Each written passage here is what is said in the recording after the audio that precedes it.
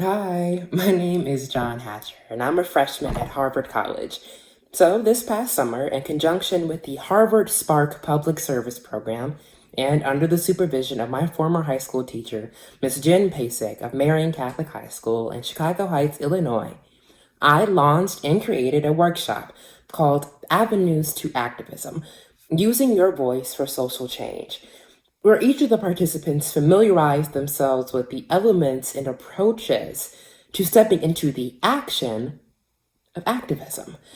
The program concluded with a short project where each of the participants were required to create a 1 to 3 minute presentation from their perspective on a sociopolitical issue that they care very deeply about and how they want the world to change. And as I sat there and listened to their presentations, I was truly blown away. I was amazed and inspired with their words. And I want to share their voices with you. Please keep in mind that some of these presentations were recorded over Zoom, but are nonetheless extremely effective in their message. So sit back and internalize their words, because these are truly the voices of the future, and they deserve to be heard. Enjoy.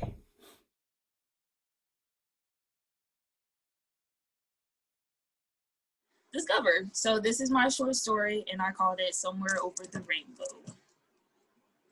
In today's world, our minds are constructed to think, see, and act in either black or white. The script we are given never reads in gray. There's never a point in our to-do manual where the two come together and symphonize to create the harmonious tune of a placid song. No matter the directions we are given, we can never elude our undisclosed prejudices. Undisclosed because whether we wear them on our sleeve for the world to see, or they are buried somewhere deep beneath our denial of them, they are there, they exist, and they disrupt the gray.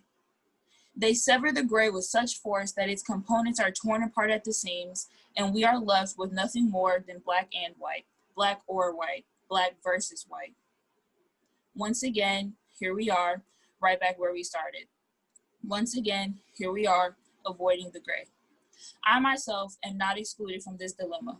White officers pulling over black men and women immediately evoke my defense and denunciation. In my mind, they must be abusing their authority or harassing this potential victim because of their race. If the person were white, things would be different. I know it. I can't shake the image of Sandra Bland's, Oscar Grant's, Terrence Franklin's, and so many more's black bodies swinging in the southern breeze like strange fruit hanging from the poplar trees. I can't unsee my black brother, whose skin is as dark as night, being pulled over for something as simple as a tail light and never making it back home. No more playful insults when we talk on the phone. No more bursts of laughter and only the way that we laugh. No more sighing at his stubbornness. No more being his annoying little sister and him being an even more annoying big brother. I can't dismiss the thought of my black father, whose skin is more forgiving but not enough, on the road late at night doing his job yet arousing suspicion. A road he may never travel again. No more inside jokes, no more driving lessons, no more lectures, no more new memories to be created with my father that are more precious to me than gold. Yet still, I am fully aware that not all white officers are bad, and I am fully conscious of the fact that not all black officers are good. I'm working to become the best version of myself with each passing second, so maybe one day I will see a white officer pulling over a black man or woman and mind my business. For now, though, I'm still trying to uncover my gray. Thank you.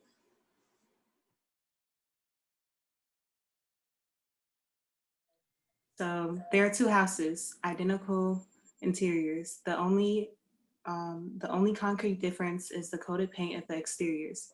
The one on the left is on fire. The one on the right watches and wonder why it is not being given the same aid. Aren't they both valuable? Yet the one on the left is more flammable, was built and broken and rebuilt for the cycle to continue down the road of the flame festival. The flames dance to the sound of gospel and sing to the rhythm of blues. The chaotic scene to match an expired dream.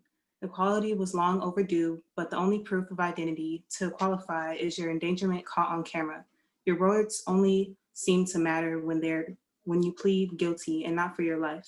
The house on the left burns completely, and the neighbor next door buys the property to expand his yard.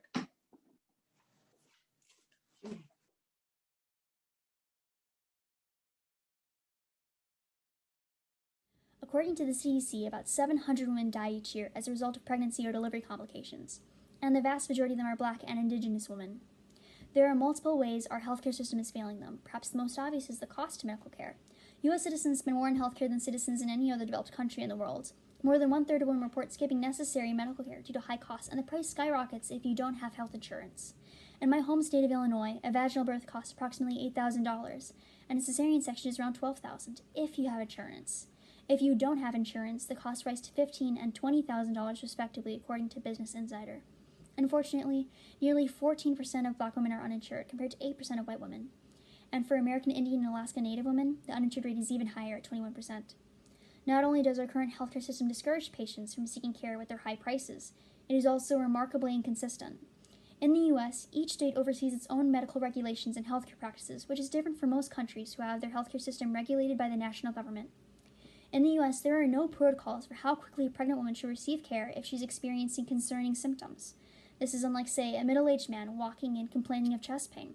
That middle-aged man has regulations set in place to make sure he's seen quickly to determine if he's having a heart attack, and if he is, how quickly doctors need to respond with a solution. Pregnant women have no such regulations protecting them. Dr. Neil Shaw, an assistant professor at Harvard Medical School and the director of the Delivery Decisions Initiative at Naradi Labs, feels that it is necessary to bring up America's relationship with cesarean sections if you're going to talk about maternal mortality rates. Dr. Shaw conducted a national study on the variation of C-section rates by hospital. He found that the greatest predictor of a woman's chances of having a surgical delivery had less to do with her health, the health of her baby, or her doctor, and more to do with the hospital she delivered in. According to a study published in Health Affairs in 2015, rates of C-section delivery at hospitals in the United States vary from 7 to 70%. C-sections are effective at saving the lives of both mother and child, but only when medically necessary, according to the World Health Organization. Our high rates of cesarean sections, it is actually the most common surgery, lead to higher rates of complications, and some of the complications include severe infection, hemorrhage, and organ injury.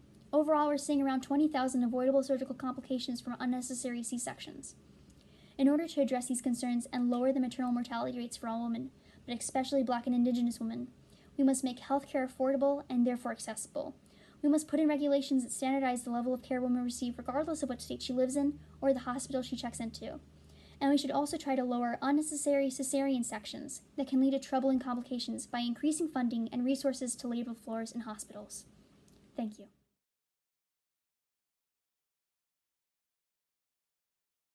So I wrote about partisan politics, and essentially masks have long been regarded as efficient preventions from critical ailments afflicting hundreds of thousands of people.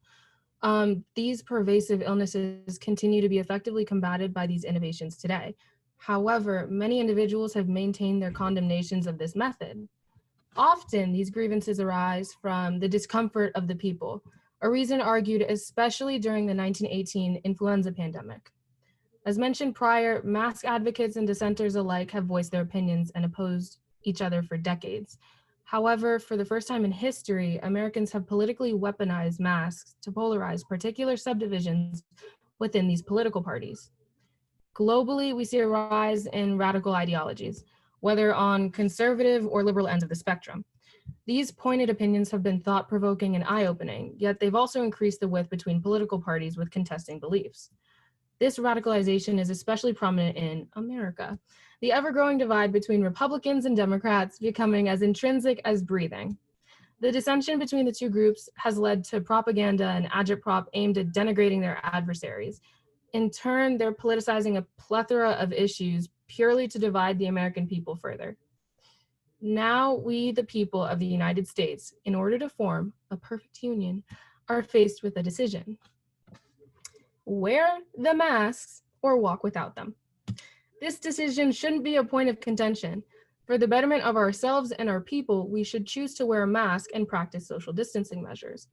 Even so, powerful political constituents antagonize targeted groups and individuals, ensuring that they'll refuse to wear masks to further their governmental agendas. Partisan polarization has become an innate part of American identity, to the detriment of the public. This affliction appears in the form of cloth. Some arguing that it's uncomfortable, others claiming disenfranchisement as this protective gear constricts their freedoms. We're seeing it now about the controversy of mask wearing policies. We're seeing it now about the ingestion of disinfectants and their effectiveness in combating COVID-19. This scourge has to be prevented now more than ever for the betterment of the people. Thank you.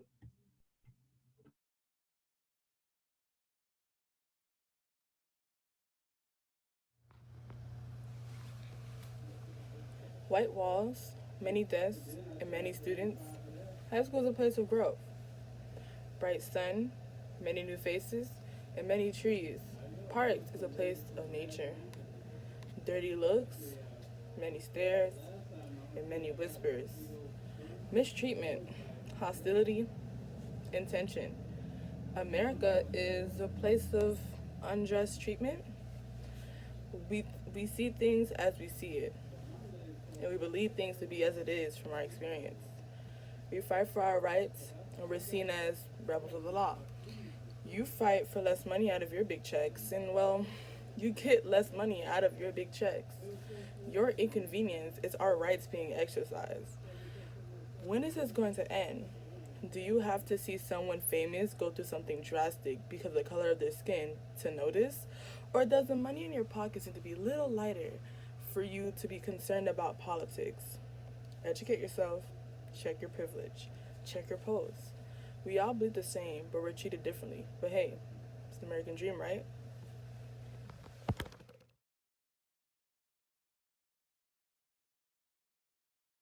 We all bleed the same.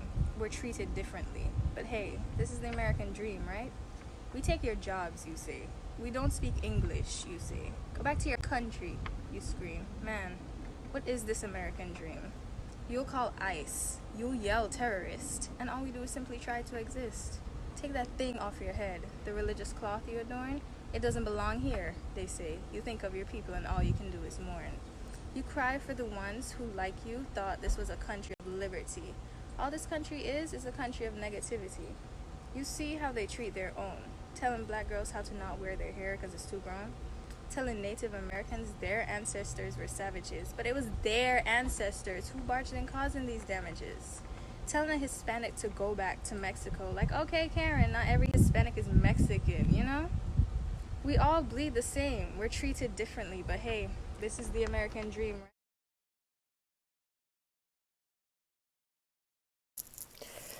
Okay, so when will black men be able to breathe? Black men filled with fleeting relief. In many ways, they felt they had won. The weighted chains have been uplifted from their souls. Their owners were no longer owners. The men have become tangible humans. As the sun rises, men turn the corners to witness the subtle truth. Men hanging from the sun-dried trees, unable to grasp for air. No one allowed to protest what they witness. Laws have prevented that. Jim Crow smiles in their distressed faces, separating one by one to ease the pain, and he's the one causing it. Years have now passed, and the black men have become immune to this system. The owners have never stopped owning, but have evolved. As the man with the baton approaches, don't move, don't resist, for your life will be at risk. The men hesitate as they have followed the orders. Yet, he did not resist, but is being met with a forceful knee to the neck. I can't breathe. Please stop. Wailing cries ignored while wailing for their mothers. When will black men be able to breathe? When will black men be seen as more than just a number? These chains were never lifted. They are forever bound. The prisons are more successful than ever. Profits, profits, profits, and even more profits. The misery will never end for these men. They are the targets of the industry that you have built. Black men filled with fleeting relief. In many ways, they felt they had won.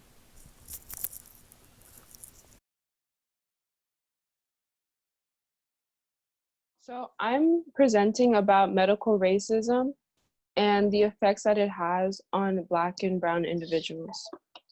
So while many people go to the doctor or a pregnant mother goes for her final checkup before giving birth, many of them don't think that they're not going to come around out the other side alive, especially not in a country like the United States, where we have so many medical and technological advancements that make it easier for people to access healthcare and to have better healthcare. But with the racial and ethnic disparities in our healthcare systems, it makes it harder for Black and Brown individuals to receive the care that they need as part of their constitutional right to life. And with the movements of Black Lives Matter and the many protests, we see that whether it is policing or higher education or our healthcare system, many of these systems in place are working against Black individuals and don't listen to their voices and never listen to their concerns. So I have some interesting statistics about medical racism. In a 2019 study that asks subjects to identify pain expressed in photos, most of the white participants readily recognized pain on white faces and on Black faces. And a 2016 study showed that around 50% of medical students and residents believe that Black people do not feel the same pain that white people do.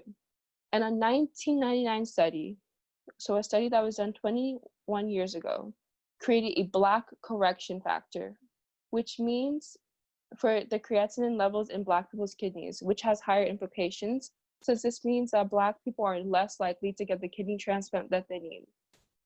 Constantly, we are being shown how the system works against Black people. So we need allies, whether in the healthcare system or elsewhere, to bring attention to these issues, and we need to elevate Black voices in these matters of life or death.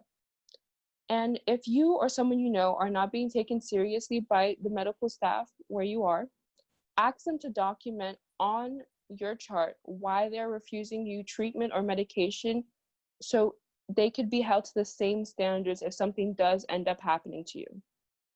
And for those considering to enter the medical field, constantly check your unconscious bias and advocate for Black people and especially Black women.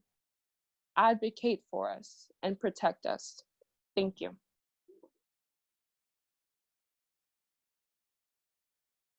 Was on kind of the contrast between being a Nigerian American and a Black American in America, because a lot of people think it's like you have to pick one side or the other, but it's a lot different being a Nigerian American and a first generation American. And I wrote a poem called When the Melting Pot Spills. Can you be Black without being Black? If there was a way, us melting pots would find one. There's only so many nicknames you can create before you forget your name altogether. There's only so many times you can answer the question, where are you really from, before your lips grow dry with the desperation. There's only so many stares you can get at your lunchbox before your stomach starts to sink. So I ask again, can you be Black without being Black? I can't keep wearing both Black coats at once. You're not an American, yet my passport says otherwise. My name and accent are on two different continents. How am I a Negro, but also trying to be white? How am I a coon, but my aunts call me Oyibo? Well, us melting pots are used to the daily whiplash, hot and cold, Black and white, Black and Black. But luckily, I'm not like those Black people. I don't talk too loud, I don't laugh too much. I live life just enough. Black enough for the cloud, but not enough to catch the African servitude. Well then, just how Black is too Black? My tongue is working overtime, switching from twang to orthodox in a blink of an eye. Making sure no one sees me wear both Black coats at the same time ought to be a full-time job. I can't keep switching coats. There's too many stars spangled on our bodies to be African, but yet our green and white skin rarely mixes with our red, white, and blue hearts. But when they do, they turn brown. Maybe it's time we wear a brown coat for once, for this is when the melting pot is filled.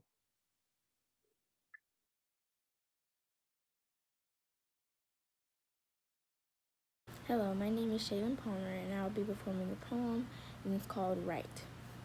When a white child goes into Target to get hair products, they will see dry shampoo and a million white-owned brands. But a Black child has to go to a completely different store that will have products that will actually be beneficial for our hair, as well as support Black business. But why wouldn't we? Our hair isn't beautiful, right? A white child can go to school and have all the teachers look like them and relate to them, but a child of color may have one staff member that they know can relate to them. Why wouldn't they match students and faculty? Representation for people of color isn't important, right? When you look at white teenagers, then black teenagers, you see the white kids having fun with their friends, while the black kids are with their friends all standing for their mugshot. Why wouldn't it be like that? Black people are all thugs, right? When we watch TV, the main character is almost always white and has a best friend of color that is either always not smart or extremely extra for no reason. But why wouldn't it be like that, right? There is no way possible for people of color to be smart or professional, right? These are just some of the inequalities that go unnoticed to children especially, and it's definitely time for a change, right? Hey guys, I'm Nelson, and I wrote my first short film screenplay about the common struggles a bisexual woman has to face. I am bi, but I'm not out to everyone, and this was a really freeing way to talk about the struggle I know a lot of my friends and other people I've talked to go through. And it's a really nice outlet to show who I am and address important problems. The main problem I address is how bisexuals are often seen as confused and selfish for not picking a side. They're also commonly labeled gay or straight, depending on if they're dating a boy or a girl at the time. And I really want to help spread and end biphobia in all communities, especially the LGBTQ plus one. Bi people are often overlooked or not thought of, and it's really heartbreaking to me because about 40% of them have considered or attempted suicide, according to the HRE.org. And the screenplay is only a first draft, but I really do want to get filmed in the next few years with a full crew. And I want to upload it and spread my message to as many people as I can. So thank you.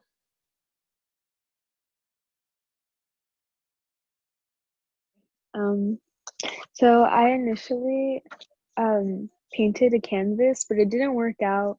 So this is my little contribute that was from my canvas, or not from the canvas, but I redrew it from the canvas, if that makes sense. So I wrote a poem today called Adopt the World. So, a world full of bliss and terror. Why is the world so opposite and balanced and confident, but shows talent, never knowing how to announce it, but the inside is a feeling of renouncement. In a world where hatred is taught, not bred, where morals are bent and the truth is not spread. In a world where racism and immigration is still a problem with a few that wants to solve them. Adopt the world. How do you do that, you may ask? How do you go on beyond that task? In such a dystopian world, I know what you're thinking, but it's not too far to ask, believe that.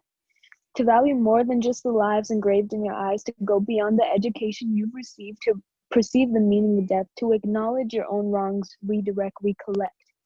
Accept the realities of this world, accept the history that's been told, accept not only the people that will ride with you, but the ones that will shame on you. Adopt the world. A vision that I have inside, a vision that's persevering in my mind, something that is bigger than one singular problem or harmful thought of it, of what I call adopting the world. Or one could accept the right and wrong, accept corruption, accept abduction, not to be phased, but to speak up, again, accepting realities, speaking on the truth, knowing the truth, adopt the world. We're not only me enlightening, learning, enhancing, teaching, but you can too, and that's why adopting the world holds great power. We could all come together and just dissect it like it's a specimen. And know it's okay to be stressing, and someone else will give you a lesson, but stay open to suggestion because that's how we'll adopt the world. And so like my initial thought of making this concept, I actually had this concept drawn in the contest that I won, or a concept that I won. I didn't win the contest, but I won a concept.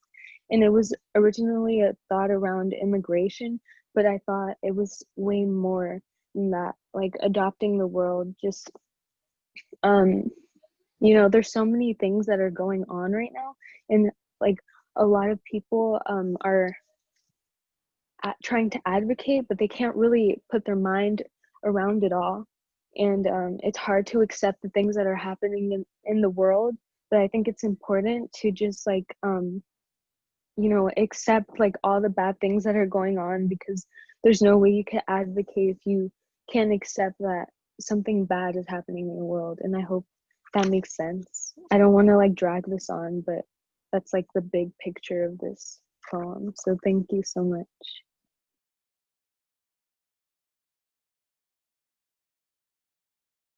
Janelle Logan, Eric Garner, Anna Brown, Patrina Powell, Crystal Richardson, and George Floyd. All of these people had experienced dismissive attitudes towards their pain because they were black individuals. Specifically, the case of Anna Brown is one that is rarely spoken of, but it highlights the neglect that black people face in the healthcare system. Anna Brown was a 29-year-old woman that was homeless and was the mother of two, who went to 3 different hospitals in search of medical intervention. She had injured her leg and was in excruciating pain. After she waited in St. Mary's Health Center in Richmond Heights, Missouri, for hours, the hospital called the police. Despite her screams of pain and sheer agony, the hospital staff issued a fit for confinement report and ignored her suffering. She was dragged out of the hospital and into the police car. She was later taken to jail and carried into a jail cell since she could no longer walk. 15 minutes after she was carried into the jail cell, she was discovered dead on the cell floor. It was later discovered that she died from the blood clots that traveled from her leg to her lungs, suffocating her. Her story is one of countless stories where black people's pain is overlooked or ignored. The trivialization of black pain is directly demonstrated in the increased maternal mortality rates, lack of anesthesia, and other disparities in healthcare for black people. Their experiences are the byproduct of a racist healthcare system. In fact, according to data on healthcare, 40% of first and second year medical students endorse the belief that black people's skin is thicker than white people's. This reveals implicit biases that providers don't know they have. The misconception that black women, in particular, feel less pain can be traced to when white doctors completed painful operations on black female slaves without anesthesia. Racism can also be observed in the law enforcement system. According to research on police brutality, 1 in every 1,000 black men can expect to be killed by the police. The neglect of black people's lives must end. Through this information I have provided, I hope to bring awareness and change to the belittlement of black pain, because black people can no longer suffer in silence. Not only do black lives matter, black pain matters, and black voices matter. Thank you.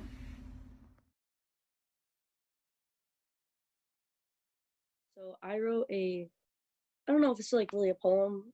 I called it like a slam poem, spoken word poem, and it's about how liberty and justice is promised, but it's really not given in certain situations or under certain circumstances. So here it is. One nation, under God, indivisible, with liberty and justice for all. Liberty, the state of being free from oppressive restrictions brought on because of culture, way of life, sexuality, or things that create someone's identity. But in our society, who do we say it to? Do we say it to the couples banned from marriage just because they like the same gender? Do we say it to the Muslim women who are harassed for wearing the hijab? Do we say it to the African Americans judged for the color of their skin? Do we say to the hundreds of LGBTQ youth outed because the bully thought it was funny? Do we say it to the indigenous people removed from their homes because they were considered savages? People scream, all lives matter, to silence these lives. Racism, oppression, and ignorance, not parts of society that are beautifully different. So how can we say liberty and justice if neither are truly given? Who would believe that? Justice will never be truly given, and to those judged are free from the stares and judgments. Nothing will be completely just or free until each life matters on its own. Thank you.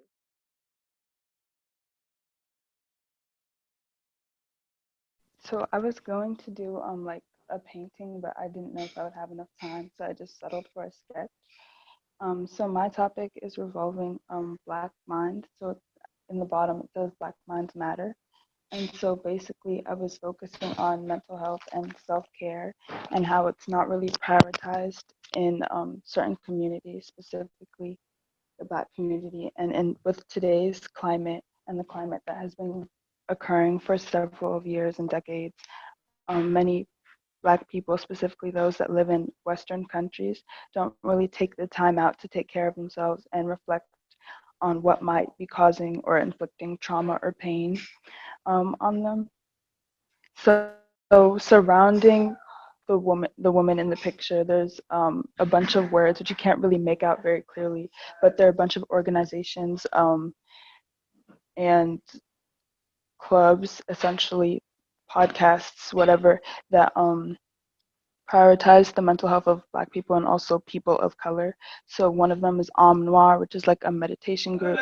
Another one is Melanin and Mental Health, which is like a therapeutic organization. Another is Ethel's Club, which is an online club. Also, and if you're in New York, it's a in-person club for Black people and people of color. And so that's kind of just what I created. Thank you. Hello everyone, my name is Destiny Benjamin and I'm a rising senior at the Governor's School for Science and Math in South Carolina. And today I would like to briefly talk to you about representation in the media, education, and just society as a whole. So growing up, I was the only Black person in my class for 4 years, where I endured questions like, why is your skin so dark and why is your hair so curly? Some kids would even suggest that I would look better with long straight hair or lighter skin.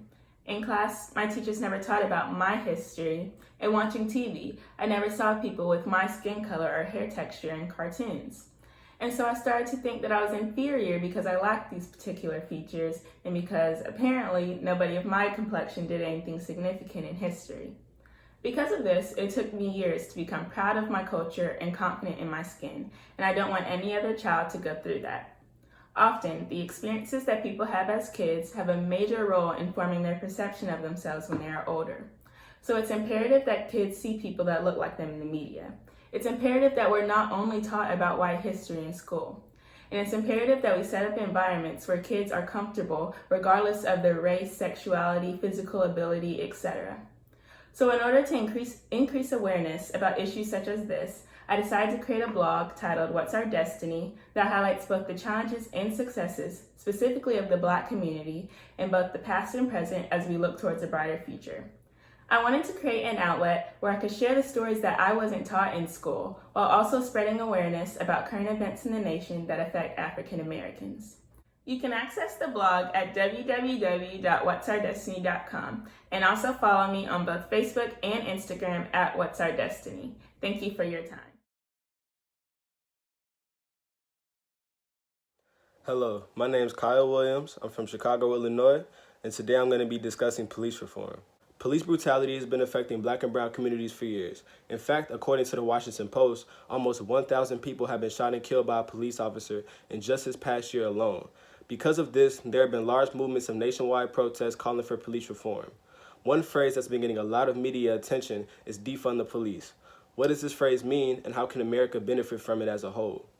Defunding the police is the redistribution of some of the police funds into other institutions within communities such as schools or housing.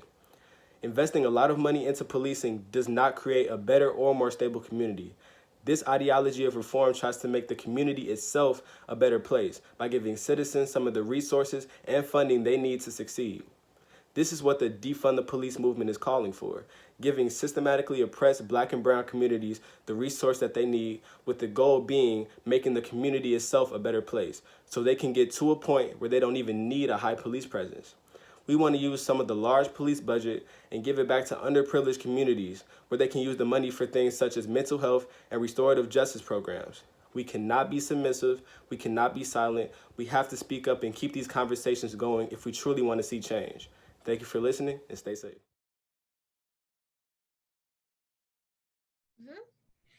Okay, so my topic was police brutality in Latin America. So last year, or I don't know if it was last year, but according to the Brazilian Public Police Security Forum, an average of 17 people were killed by police every day. And unfortunately, countries all around Latin America, they have really high crime rates like this. But the leaders to combat this, they've militarized the police forces. But in militarizing the police force, they are also putting the murder rate is going up because the police officers are killing instead of like arresting peacefully. And it's really affecting people in low-income neighborhoods, especially because the majority of the people that are being abused by the police are young males, and they're in like mostly in urban areas, like low-income neighborhoods also. And so then the people who are the most victimized by crime and corruption are also more likely to be victimized by the police.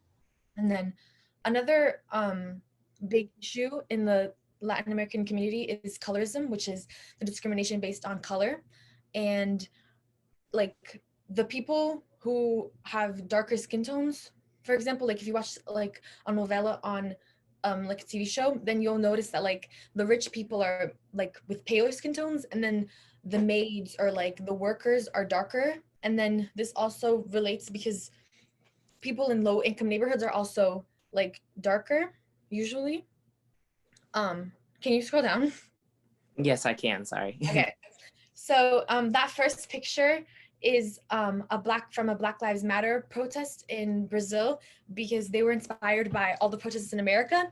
And then there's also, I want to talk about João Pedro. He was a 14-year-old killed by the police in Rio.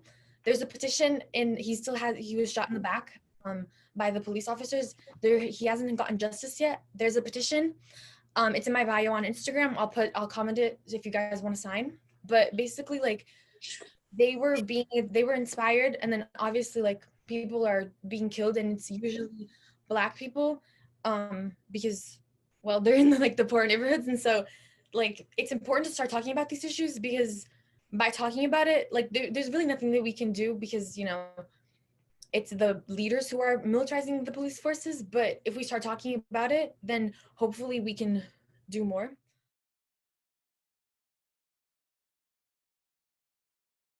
Hi, my name is Renaya, and as someone who wants to go into medicine, I really wanted to talk about the inequalities that are in the healthcare system, because Black women are dying at a disproportionate rate when they're giving birth, and young African Americans are more likely to gain diseases and conditions that are usually seen in much older adults.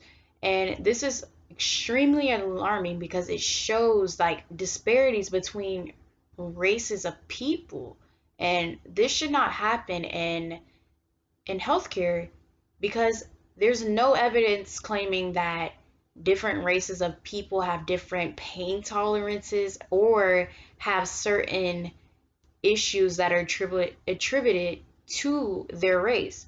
We have to get the public health to address and provide conversations that target these disparities, so that we can provide good relationships between the community and healthcare, because people go to the doctor or to the hospital because they're not feeling well, and unfortunately feel threatened by the doctors, who either will not take them because of their sexuality or their race, or just don't understand them and don't believe them when they say they have certain things.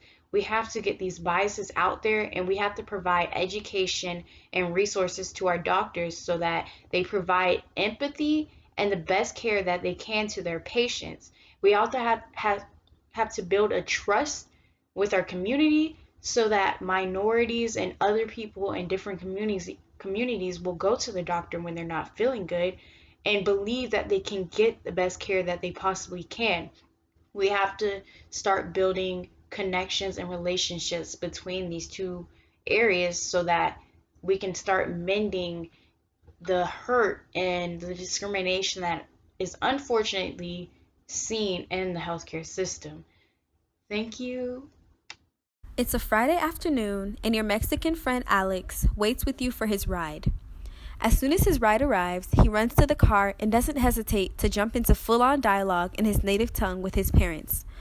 Hola, estoy cansado y siempre soy el último en la escuela. ¿Por qué siempre se toma tanto tiempo? You sigh in frustration because you wish you could do the same with your parents, in your native tongue. Many African youth in America do not have or have lost the ability to speak their native tongue. To my African youth living in America, you are not forgotten. Although you do not speak your mother tongue, that does not make you any less African. Maybe you're not fully educated on the customs and traditions of your people. This does not make you watered down. The same African blood that ran through your ancestors runs through your veins, regardless of your geographical location. To my African youth living in America, do not be ashamed of your traditional name.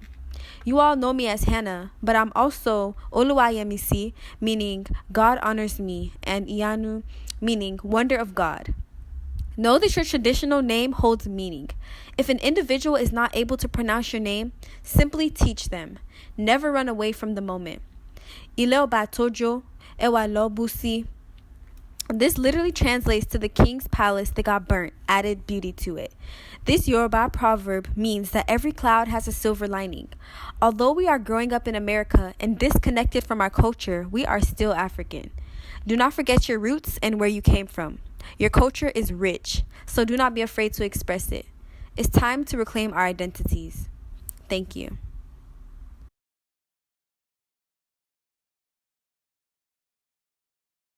So my topic was systemic racism. Um,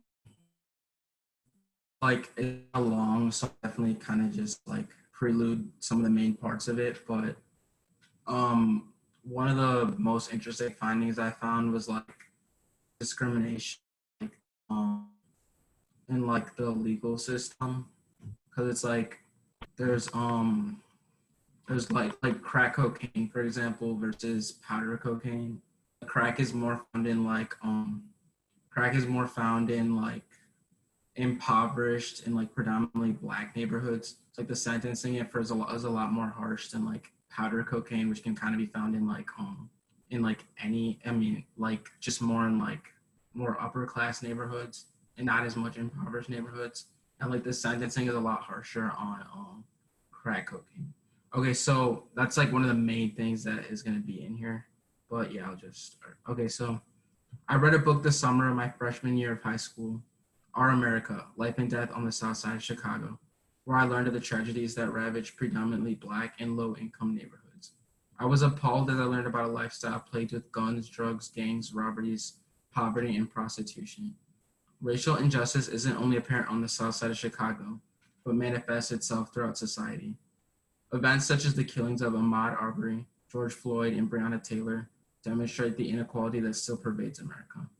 Racial injustice is especially apparent in the practice of redlining. Although direct redlining, a practice of the 1900s in which certain neighborhoods, primarily those of African Americans, were deemed unfit for loans.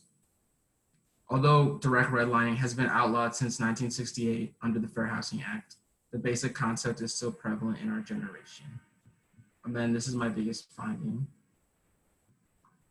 Okay, underprivileged communities are victims of discrimination in a major sector, the legal system. Many instances have demonstrated that poor communities have above average rates of crime and misconduct. While this should spur government efforts toward reform and reconciliation, law enforcement instead preys upon impoverished communities, as is demonstrated in the government's discriminatory policies regarding crack cocaine. To put this into context, crack cocaine is a drug prevalent in poor communities, while powder cocaine is dominant in wealthier districts. Depending on which variation of the drug an offender is associated with, they may face drastically different legal charges. The Fair Sentencing Act mandates that 1 gram of cocaine is equivalent to 1 gram of crack cocaine is equivalent to 18 grams of powder cocaine. So hypothetically, if two individuals, each with a different form of cocaine, powder and crack cocaine, are caught with the same amount of the respective drug, the individual with the crack cocaine will be more harshly penalized, and the individual with the powder cocaine would have needed 17 more grams to face similar legal consequences. This policy clearly targets Black communities, which are frequently impoverished, so the U.S. legal system is a major factor in disproportionate mass incarceration rates in America, just because they're so much harsher towards like predominantly Black communities regarding crack cocaine. So although supposedly outlawed in the 20th century, redlining has weaved itself into the fabric of American society. Obstacles such as housing discrimination, inequity in education, and the corruption in the legal system have created a one-sided society in terms of equality. Systemic racism, however, has the chance to be remedied in some way. The issue is surely not solvable overnight, but the current Black Lives Matter movement offers potential for some meaningful change. Promoting awareness of systemic racism in society is a starting point, and many organizations such as the NBA, Walmart, and Apple have embraced the ideal of racial reconciliation. Other major companies such as Fifth Third Bank and TransUnion should follow suit, as they have the opportunity to tackle systemic racism in the credit industry, along with policymakers in the education and legal system.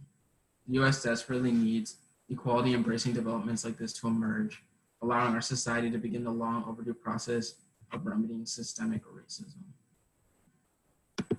So yeah, it's just to kind of show like the systemic racism that's like prevalent in society and like how more needs to be like done about it. And yeah, like my main finding was really like the legal system and like the disparity between like the crack cocaine charges and like the powder cocaine charges. So yeah.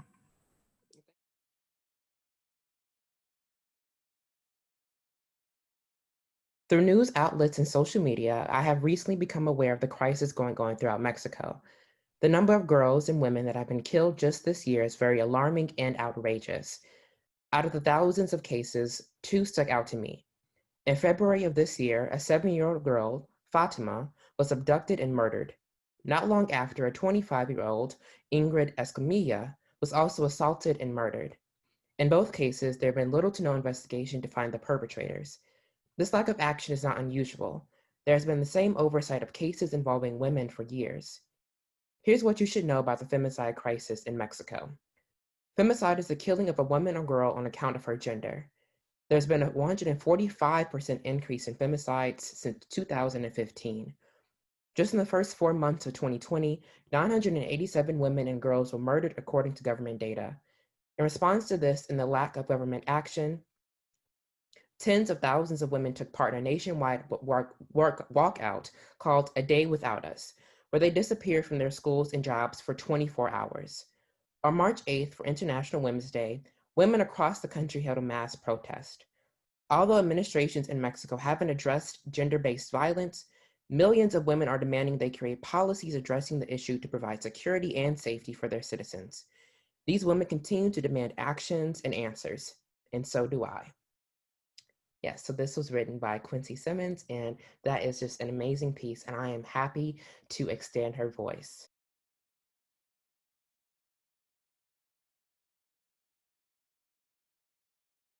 Here's I've noticed that different communities that contain different races and ethnicities are not all treated equally. For instance, the appearance of African American communities contrasts with white communities very differently. This includes things such as parks, apartments, buildings, school districts, and the cleanliness of a neighborhood.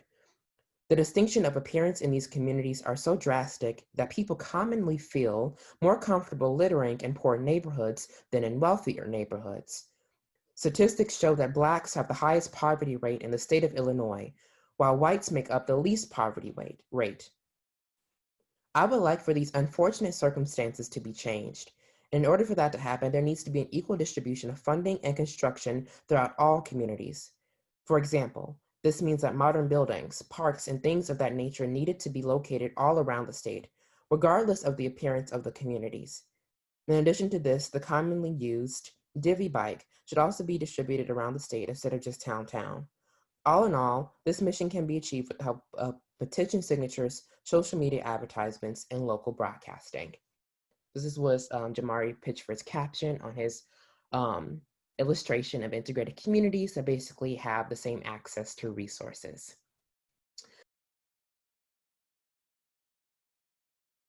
Hello, my name is Alicia Spite. I am from Chicago, Illinois, and today I'll be discussing my painting.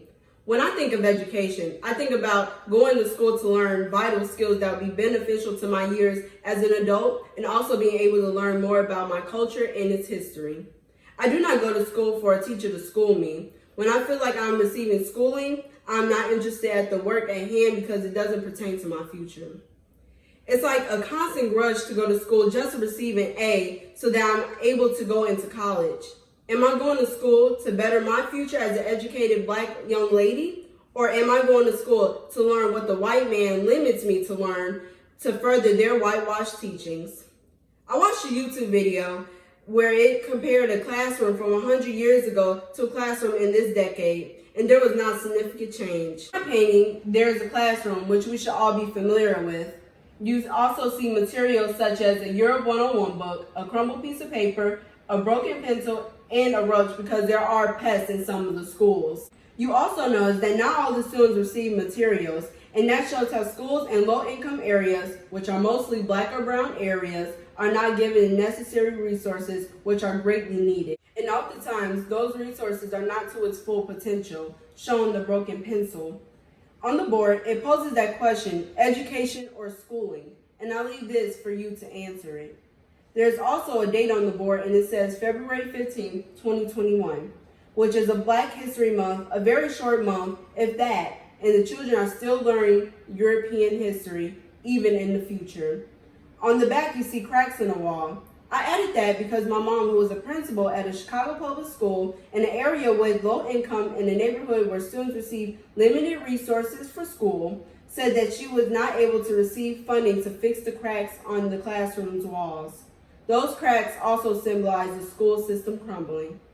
Not only are students learning how to be schooled, which was explained earlier, but they are put in classrooms that have not been updated or changed. As I am just one person, I cannot change the whole entire concept of American schooling system, but I can help the students who are affected by them in those low-income areas.